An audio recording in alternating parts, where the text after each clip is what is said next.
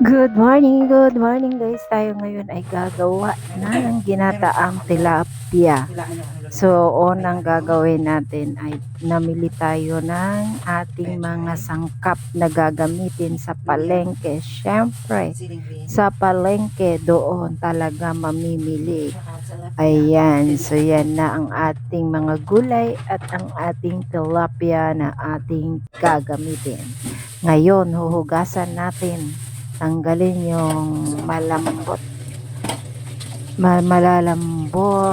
madulas, ano pa ba yung sa gitna, kailangang anuhin kasi merong namumuong dugo, kaya iyan, tatanggalin natin. So, kailangan malinis kasi, syempre tayo kakain yan, di ba? So, kailangan malinis, sobra. Ayan, so ngayon, ayan dinudukot-dukot pa talaga, ayan. Tapos, pinipre para matanggal yung mga dulas-dulas. Minsan nga, nilalagyan ko pa ng asin yan para matanggal yung mga dulas-dulas. Oh, ayan na. So, malapit na tayo matapos.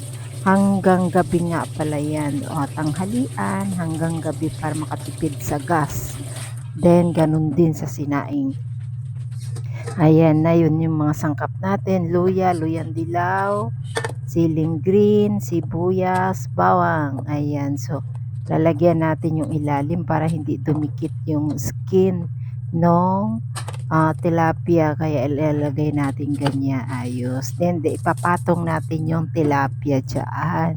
So, lagyan natin ng asin. Ayan, so ayan na.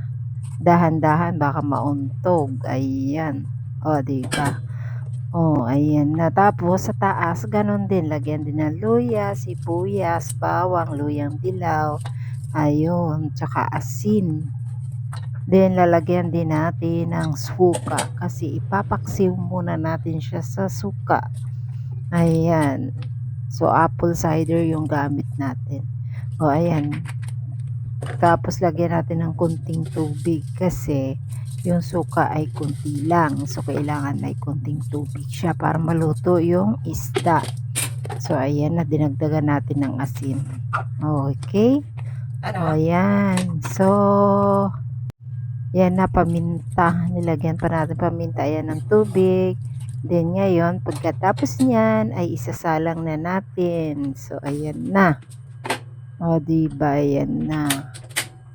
Isalang na natin. Pag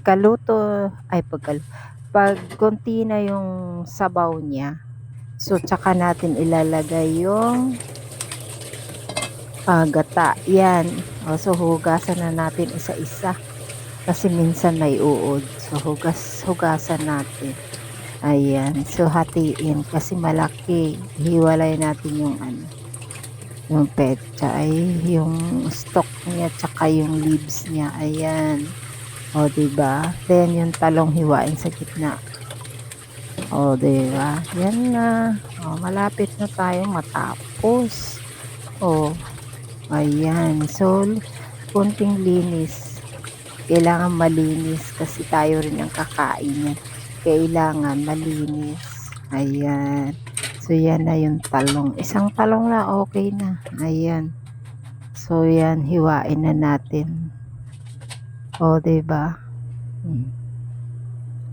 So, yan na yung hiniwa nating pechay at saka talong. So, titingnan na natin yung ating niluluto kung pwede na ba. So, ilagay na natin yung talong at saka yung ako, inuuna ko kasi yung gulay bago yung gata. Kasi konting luto lang ba yung sa gata.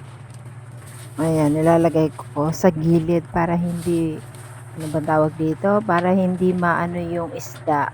So, sa gilid ko nilalagay yung gulay. So, takpan natin para mag-flat lang yung gulay. Din, tsaka idagdag natin yung gata.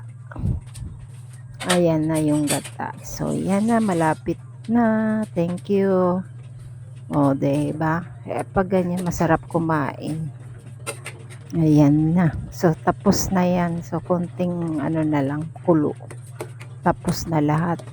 O, diba? Tapos na. Hmm. Yay! Tapos na kami.